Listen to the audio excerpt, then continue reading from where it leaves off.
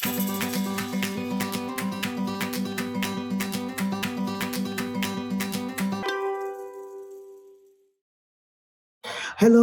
professionals. My name is Rico Aladdin, and I am the founder of Professional Lunch. Today, I have a very special guest with me, Dr. Osmani. So, I'm going to give Dr. Osmani a chance to introduce himself and tell us who he is and what he does. Dr. Osmani, tell us who you are and what you do. Thank you, Rico, for the invite, and big shout out to the producer, Jill. So, thank you for the kind words. My name is Atif Osmani. I am faculty at Minnesota State University in Moorhead. And surprise, surprise, Rico was one of my students back in the old days. Yes. Not too long ago. Maybe just, I think, you graduated 2 years ago? 2020. 2020, so Yeah. not even 2 years ago. Yes, exactly. So I teach in the College of Business at MSU Moorhead, and my areas are operations management, project management, supply chain management, and I'm also in a different life associated with NDSU. I graduated from here, Yes. and I was teaching here for 4 years. Wow. So glad to be here. Yes, it's such a pleasure to have you here with me for a professional lunch. And I know you teach many different things in business, but do you do any other work outside of teaching? Well, I was in the industry for almost 10 years between different rounds of teaching, Mm-hmm. and but once I've been involved with teaching, that's all I'm doing. Wow. Yeah. I'm not working as a consultant Mhm. or running a business Okay. or providing expertise. Mhm. I do participate in different other universities advisory boards, Okay. but not in a professional capacity. Okay. So I understand. So was teaching something that you've always wanted to do since you were, a young man? Or was it something Well, that you get tapped into by an advisor? Not really. Okay. It's I think it's a combination of different factors. Mhm. That when I was a student, that's a long time ago, Okay. and what I really disliked Okay. was when the professor tried to show Uh-huh. or prove how much more he or she knew Mhm. than the students. That Wow. made me mad because, of course, you know more than me. That's why I'm in your class. Yes. If you have to prove it, that makes no sense. Yeah. So I wish that most of my teachers, they were really Mhm. good people, good educators, Yeah. and they were generous with their time. Yeah. And I wish all the teachers should be like that. Okay. And over the years, once I drifted into academia, Mhm. I tried to have that student-centered concept. Wow, that's a good term. That yes, it is higher education, but Mhm. doesn't mean young people like our producer Jill, they can't be both students and customers at the same time. Yeah. Because a university is also providing a service. Mhm. You are giving your tuition, Mhm. you're giving your time. Mhm. Here's some educational content, and Just trying to figure out if there's like at the end of the day, if a university or a meat with educator is not providing that service, Mhm. they are not being, I think, sincere to their customers. Yeah. I'm curious to know because how long have you been teaching? Well, all combined, this is my 22nd. Wow. Okay, so I have to ask, what was your first day like in the classroom as a teacher? Well, no, because there is a transition. It's not as if you show up one day and you Mhm. say I want to teach a class, Yeah. and they put you in front of a class. Yeah. everybody, like yourself, you start off under the supervision of the lead instructor, and the lead instructor prepares the general outline of the class. Yes, you still are responsible for maintaining your section, but then slowly, before you know it, you are the lead instructor. Yes. But there is this transition, or at least in my case, there was this transition that learned and absorbed from my advisors, my lead instructors, on how to develop a class. Yes. And took all the good advice, the good practices, and it's more of a evolution than a revolution. That you are not reinventing the wheel. You are taking what exists and you are trying to make it better, make it accessible. Learning as you go. Yes. So maybe, looking that far back in the time, I don't think there was one particular point where I became the instructor instead of the student. There was a lot of overlap. Like, as your case, you are still a graduate student, but now you're also an instructor. So maybe in a couple of years' time, once you graduate and you still remain in education, you are just an instructor. And if somebody asks you the same question, you probably will have a similar answer. Oh my goodness. Yes. So I want to ask, when you're teaching, what do you look for the most when you are in each class? Because I understand each class is different, even though you're teaching the same thing. What the first thing that you do when you start, let's say, in a spring semester or something like that? What's the first thing you do as an instructor? Well, increasingly, with all digitization and the electronic learning management systems, the instructor has a lot of information available even before the class starts. I mean, you can look at the class roster, and some universities even allow the instructor some basic information about the student, whether that student is a sophomore, junior, or their hometown, or are they living on campus or not living on campus. And so even before you step in the lecture room for your first session of the semester, if an instructor so desire, they can have a little bit of information about everyone in the class. Yes, it takes a little bit of time, but not too much time. And then instead of, traditionally, I remember when I was a student, the instructor first day, everyone knew there's not going to be any lesson because this is just introduction. Yes, exactly. So, and then he or she would ask everyone, please introduce yourself. What's your major? What's your hometown? Which high school you graduated from? All that information. And they use that information to get some general idea. Do I have a class all full of engineers or full of math majors or a little bit of everything? So as you said that you might be using the same material or textbook from one year to the next year. But yes, you do need to tailor your lesson plan according to your audience. So maybe I will turn the question back on you in a sense that if in your public speaking comm class, if everyone was, let's say, an engineering major, probably you would approach it a little differently. Or if everyone was a communication major or a declared communication major, you would approach it differently. And that's, I think that's a good thing. That rather than pre-packaged lessons which you are just reading off a PowerPoint, you are providing that intangible, which a textbook can't provide.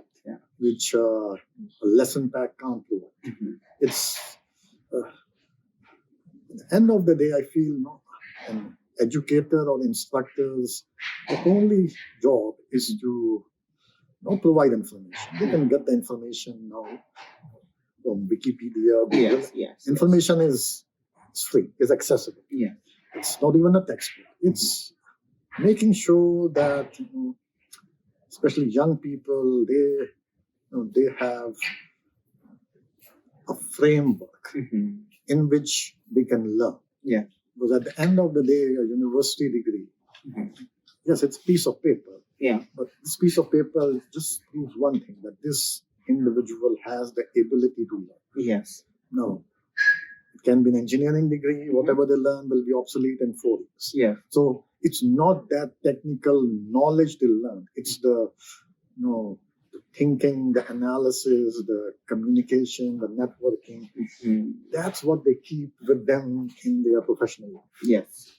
That's a very So just being obsessed with we'll pick on our producer Jill. Yeah. Jill, you did not answer me in 3 decimal points, so I'm going to cut off 20 points. Why? Makes no difference. Yes. The only difference was Jill able to look at the problem in front of her and think through the problem analytically. Yes. And try to come up with a solution. And doesn't even have to be the correct solution. Yes. In fact, sometimes you learn more if it is not the correct solution, because then you can go back and see, if I had done this instead of this, this will be. So sometimes, in fact, I would recommend that, it might sound like a cliche, failure is the best teacher. Yes. Yeah. And there's 2 ways to react to failure: either give up or stop and dissect the diagnosis. What went wrong? Yes, that's a good question. What went wrong?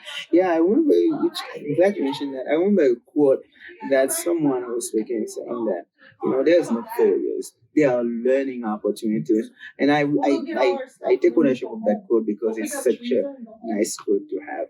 We're going to take a little break. And then when we come back, we're going to talk to Dr. Osmani about some of the things that he loves about teaching.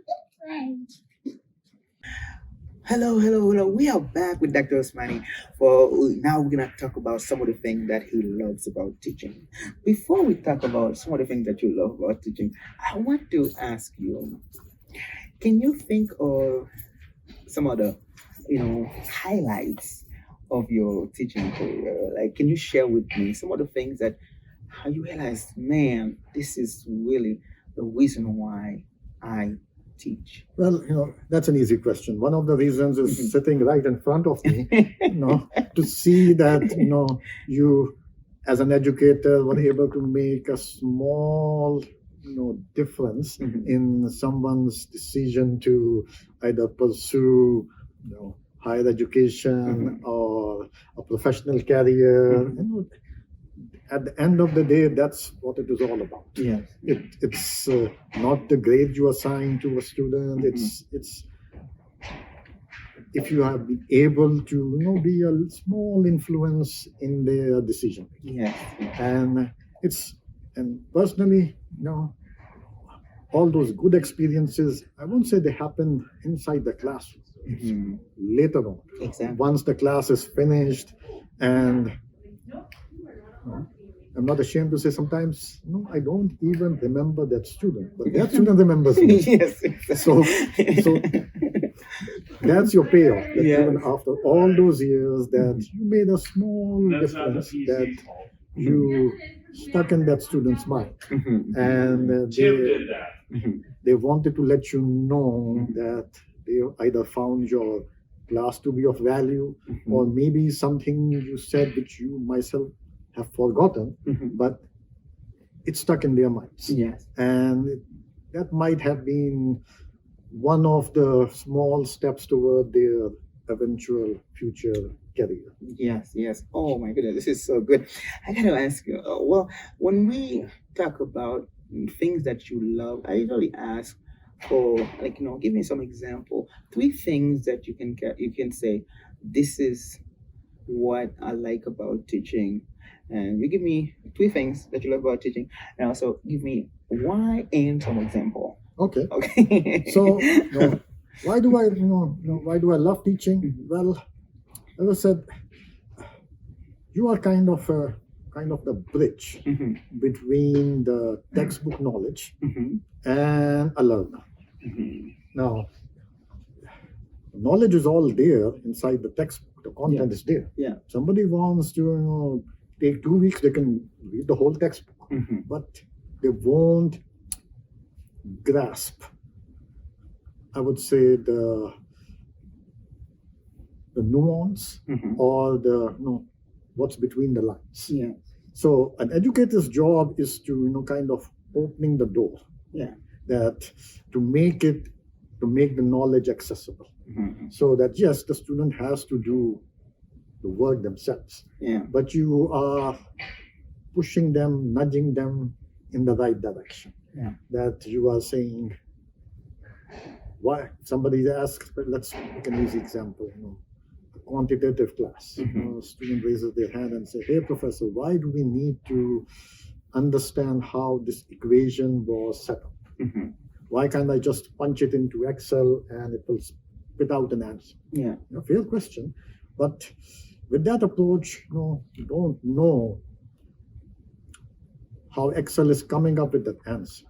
If you make a mistake and input a wrong number, Excel is just going to punch out garbage. Yeah. If at least you know Mhm. how Excel or that equation is set up, and you can have a good idea what the answer will be, not the accurate answer, but a ballpark figure. Yeah. And if Excel is giving an answer in that range, good. Yeah. If not, well, you know now something is wrong.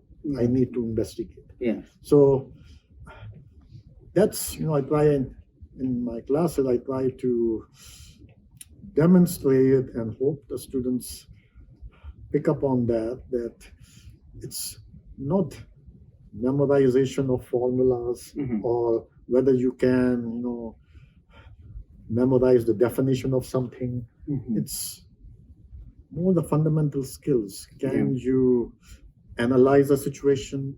Can you figure out what the problem is asking for you to solve?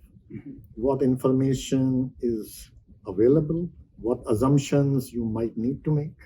Because if we take it to the real world, very seldom will you be given a problem neatly packaged with everything available and you just have to plug things into a spreadsheet and answer comes out. No. Yeah. So life is not like that. Exactly. So you have to figure out many things on your own.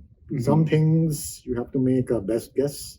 Others you might want to get opinions from your colleagues, your peers. Yeah. Because most of the times you can't make an informed decision on your own. Yeah. And there's no shame in admitting that. Yes. So another example, why I like teaching is maybe answer it indirectly. It's the reward after. That's, as I mentioned, I hear back from not recent graduates, someone who graduated from my class 5 years, 7 years, 10 years ago, and they email or call and they say, hey professor, I'm applying for graduate school, and I wanted to just let you know that that particular lecture in that class in that semester, I don't even remember, but they remember, and that inspired me to continue my education. Yeah. Or if it's not education, they are joining a new organization, and they might say, well, you were always pointing out the importance of problem solving skills. Well, I took the initiative and I volunteered for this new expansion project, and it was very rewarding professionally and personally. So it's those which makes teaching worthwhile. Yes. It's not the evaluation which students fill out at the end of the course. Yes. That's short-term, transactional. They're only commenting on that small time frame of 16 weeks, Yeah. 3 months. Mhm. It's afterwards, you Mhm. know.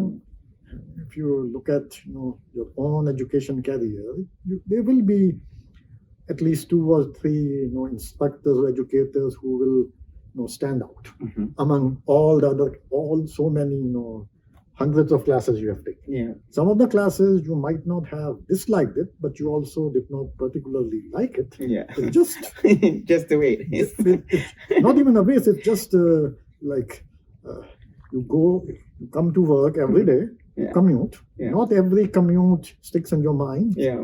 A commute has to stand out. Mhm. Either you had some mishap, maybe a flat tire, which makes it stick out, or something exceptional happened. Yes. The same like it has to be something exceptional for you to stick in a student's mind after all those years. Yes, yeah, yes. Oh, wonderful.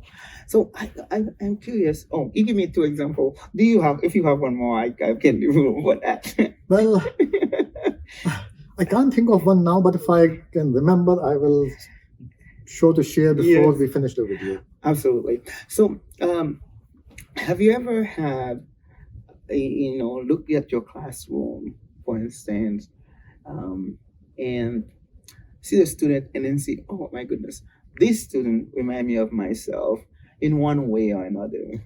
Well, most of the students Mhm. remind me of myself Okay. in a sense that there's a reason a student is here in your class. Yes. Now, most of the classes, unless they are, graduate level or PhD classes, students have a choice. Mhm. There is always more than 1 or 2 sections of each class. Mhm. So students have a choice. Mhm. They are there most of the time in your class by choice. Yes. So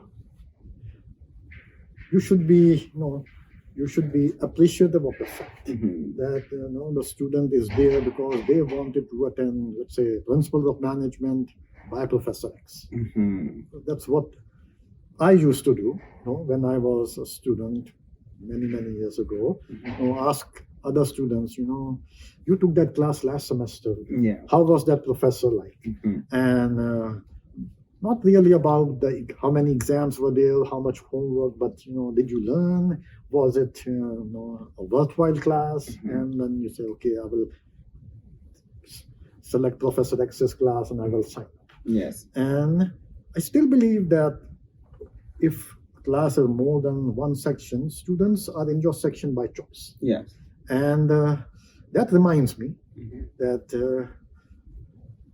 why are they in my section rather than someone else's section? Exactly. So that becomes kind of your responsibility to make sure that whatever expectations they have, Mhm. you try to meet those expectations. Yes. Are they coming in to get technical knowledge? Yes, provide that knowledge. Are Mhm. they here to develop their problem solving skills? Mhm. Provide that. So the vast majority of students I see, I was an average student. I was not the one who used to sit at the front, neither the one who used to sit right at the back. I was middle of the pack. Yeah. I tried to attend most of the classes. Yeah. I can't say I attended all of the classes, but most of it. Mhm. I tried to do my assignments on time most of the time. Yeah. And I see that's what most students even nowadays Yeah. in good faith are trying to do. Mhm. Now times have changed. Now it's more digital videos and Zoom sessions now. Yep. Yep. Yep. So the world has shrunk, Mhm. and there's everywhere you can reach the instructor and the instructor can reach you. Yes. When I was an undergraduate, and that was 1989, the only way to talk to your instructor after class was go to their office. Yes. And then only during their office hours when they will be in their office. Yeah. Now there's so much accessibility. You can email them, you can send a message through Blackboard, Mhm. and which is a good thing. Yes. And so, if any student who wants to contact me, come to my office, I'm happy. Yeah. Because most of the time students don't use office hours. Yes. Yes. So that thing at least has not changed the last 25 years. Yes. Wow. This is wonderful. It was wonderful. So here's what we're gonna do. We're gonna take another pause here, so that because this is professional lunch, even though you don't see the food here, but this is professional lunch we are having right now. And when we come back, we're gonna talk about the best part, which is the challenges.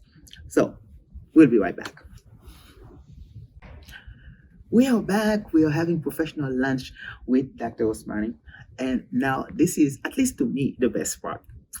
We're going to talk about the challenges. So, Dr. Osmani, what do you think are the top 3 challenges that teachers face? I mean, according to you. Well, increasingly, education is, even at the state university like NDSU or MSU Moorhead, is becoming expensive. Yes.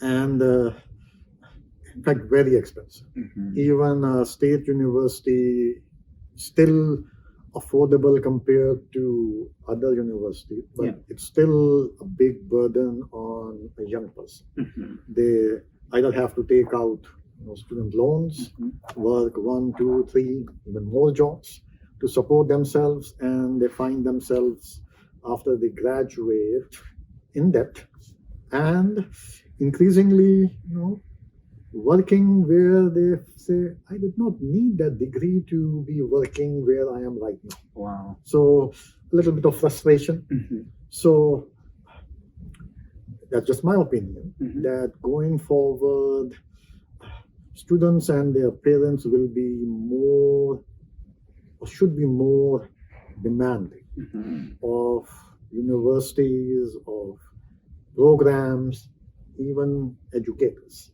that once we come to a university, at the end of those 4 years, other than this piece of paper, what are we really getting? Yes.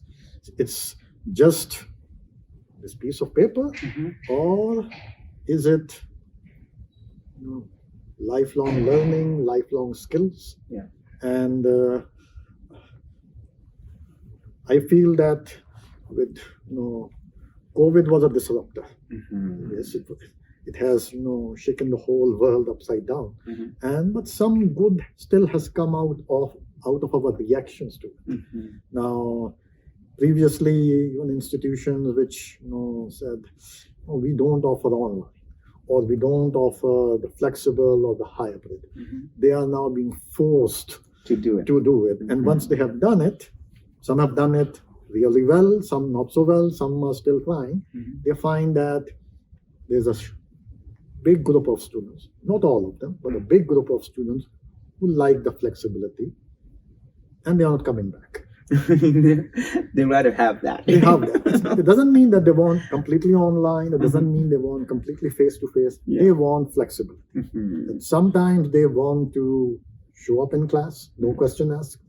Sometimes they just want to watch the session on live stream. Others, they said, I just want to watch the recording. And going forward, those institutions and those programs who are able to come up with a system which can offer that flexibility without diluting any of the rigorous content, they are going to be the winners. Yes. And those who want to continue with the old-fashioned ways of doing things, they will find students are not interested. Yeah. Does it matter as much for the teacher how they teach the class, whether online or face to face? Well, it does matter in a sense that initially, first couple of weeks, after COVID hit and everything went online, most educators were just sitting in front of their laptop and reading the PowerPoint. That was okay the first time, Yeah. because nobody knew how to do it any better. But it's now almost 18 months, Mhm. coming on to 2 years, and it has to be, even if it's a recorded lecture, Mhm. it needs to be, yes, it needs to have the necessary content, but it needs to be engaging. Mhm. It needs to be something which student can understand, can, it has to be in, as Rico, you said, it has to be in small chunks. Mhm. It should not be a one big 90-minute session with somebody recorded Yes. and the voice is going in and out Yeah. and the light is flickering, because after 5 minutes the student is just going to give up. Yes. Yes. So with all that, Mhm. it doesn't need to be expensive. Mhm. I think people have a misconception that a really good video is expensive. It requires, processing, production. No. I would believe most universities, they offer for their educators, instructors, tips, pointers from their media department on how to capture your lecture, Mhm. how to edit your lecture. It's even built into most learning management systems, Mhm. that even somebody who is not very media savvy, Mhm. they can edit a 60-minute video down into 3 or 4 10-minute or 15-minute chunks, Mhm. and then if you can link those videos together, maybe with some exercise in between, some assignments, so Yeah, that yeah. students have the opportunity to apply what they just learned. That's a immersive learning experience. Yeah. So I believe it doesn't matter what your discipline, can be math, can even be design. If educators can upgrade and learn not the technical skills, but how to be more engaging, Mhm. it's going to help a lot in the long run. Wow, wonderful, wonderful. So, I'm a little curious to know, if a graduate student like myself is thinking about a career in teaching after grad school, what would be one of the things, one of the, um, I don't know, a suggestion, one of the tips that you can give a student like that? Well, first of all, yes, teaching is a career. It is a profession, but it's also a vocation in a sense Mhm. that compared to communication, engineering, accountancy, they are professional fields. Yeah. Graduates have a choice of either going to industry, Mhm. or if somebody makes the choice to remain in academia, Mhm. they know that academia in the long run won't pay as much monetarily. Mhm. Now, you have other rewards like professional development, fulfillment, but from a monetary point of view, it's never going to match what industry has to offer. Yeah. So be that fresh graduate student about to complete their master's or PhD degree, they need to be clear in their own motivation. Why are they wanting to be an instructor? Mhm. It's a career, yes, but more than that, the good instructors are the one who have a passion for teaching, Yes. who treat it slightly more than just a job. Yes. Now, that doesn't mean that you can't do a decent job anyway, but if you want to do it for more than 3-4 years and not become frustrated, Mhm. you need that frame of mind Mhm. that yes, it is all of those three things. It's a profession, it's a career, Mhm. but it's also a vocation, Yes. which you hopefully have willingly decided upon, Wow. rather than, well, I could not find a job in industry, so I will teach. Okay. Because you're gonna get frustrated. You're with going to, that. you can, as I said, doesn't mean you can't do a decent job. You Yeah, can, yeah. but you are going to become frustrated very soon. Yes. Yes. Yeah, I think that's a very good way to look at it. Dr. Osmani, I want to thank you so much for being here with me for a professional lunch. And I know this is not gonna be the last time I watch you. When another time, maybe a different setting, where we will have professional lunch again. Because I admire you. I admire you from my teacher. You have a great career, and you were a great teacher to me. And I still contact you for advice on how to do certain things in life, and I hope that we can maintain that professional relationship as we move forward and have you on multiple professional lunches. So that will make me happy. Thank you, Rico. And maybe next time, we can have the professional lunch along with our esteemed producer, Jill at Yes. MSC Morehead. Yes. So that's a plan. That's a plan. That we're gonna do it. So I mean, professional lunch is this platform we're gonna create for younger professionals and involving as many of them as possible. And Jill, you have been doing such a great job with filming us today, and I want to thank you so much. And you've done so much for professional lunch. So I know that you know that, but I want to remind you that I am so grateful that you are doing this. You are part of professional lunch. All right. Thank you. So now, this is the part that I tell you. It's up to you to make today a great day. So have a great day.